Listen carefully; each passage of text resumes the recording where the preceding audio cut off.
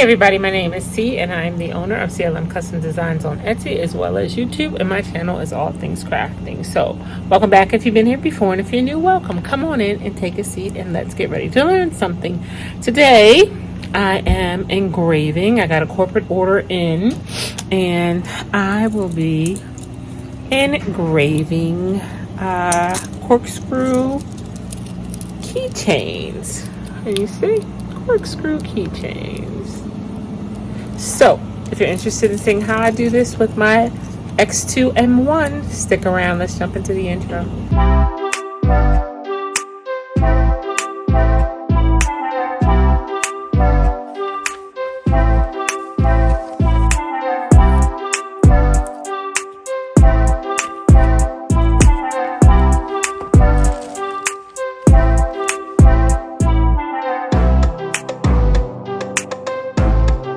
Ordered this box of keychains from Amazon. They come in a box of 24, and I am going to, they come like this, or they come wrapped in the plastic, and here's what they look like.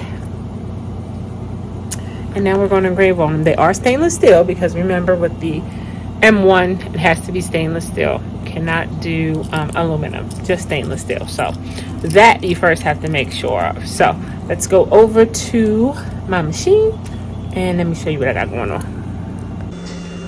Okay, so if you watch my previous videos, you know that my setup is in my washroom, and that's because I need to vent it, and I actually vent it through my door. I busted out the window a while ago, so that was perfect means to vent out my machine. So yes, you hear the washer in the background. It seems like every time I do one of these videos we're washing clothes, but in any event, I also use a Cricut mat in my machine because of the lines. It helps me to get everything straight.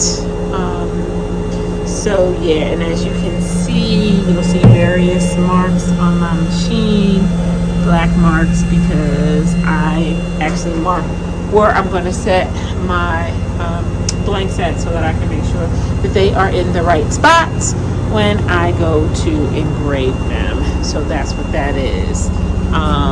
And here again is the corkscrew cane opener doohickey, and I'm engraving this way. So what I'm going to do is pop the knife out,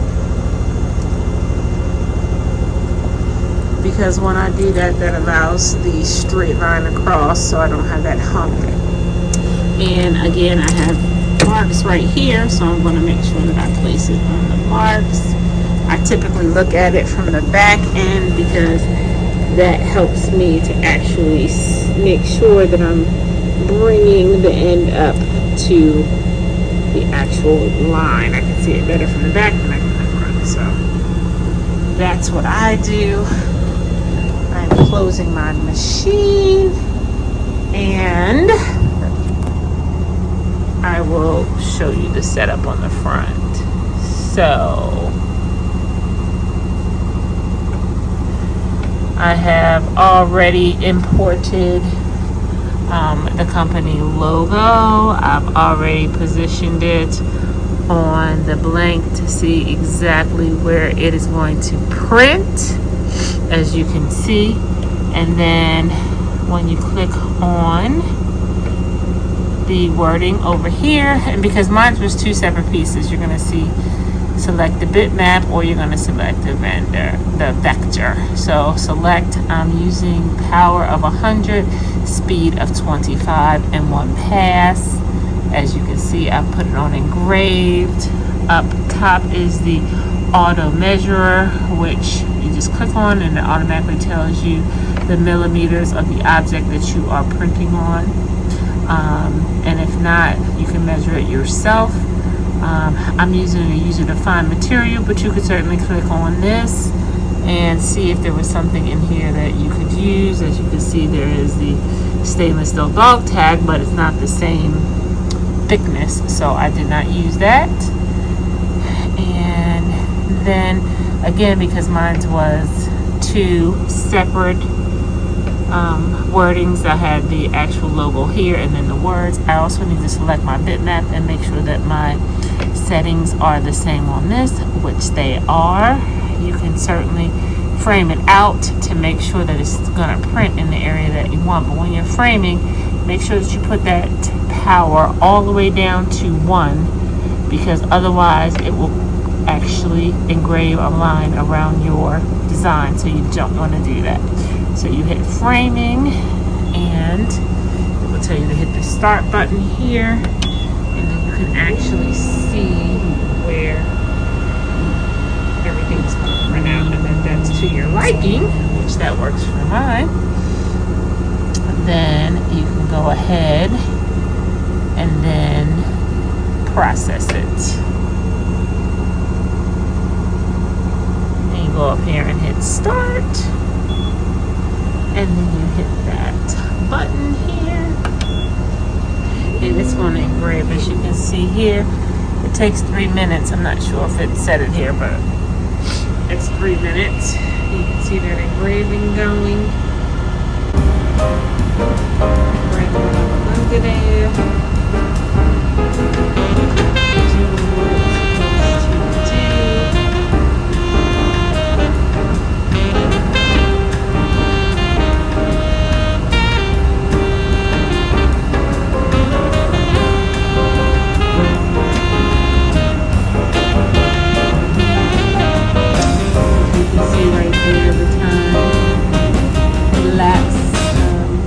But it is 3 minutes. It told me that earlier. I don't know why I don't see it now, but it told me that it was going to be 3 minutes. And for whatever reason, you would need to walk away. Go ahead and pause and come back. You probably should not leave the machine while it's doing these things just in case.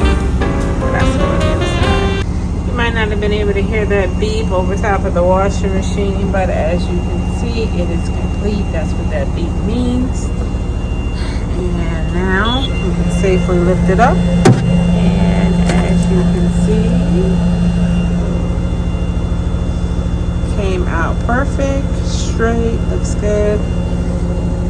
Let me refocus. Maybe this is better for you to see. There you go. But looks really good. So on to the next. So put it back in, repeat the process, except you don't have to go back out to that main screen anymore. You can just hit process again and start and hit the button. So if you're doing things repetitively, you won't have to go back out anymore. You can just do that process until you finish. So I have about 117 of them to do, so I'm going to keep rolling. But again, here is the finished product. So thanks so much for hanging out with me while I did this quick video. Again, only thing you need is whatever the blank is that you're going to use. Make sure it's stainless steel. You need your engraver, and that's really about it. You're all done. So like, comment, and subscribe. Share this video with anyone else who you think would be interested in what I do, and until we meet again, bye bye.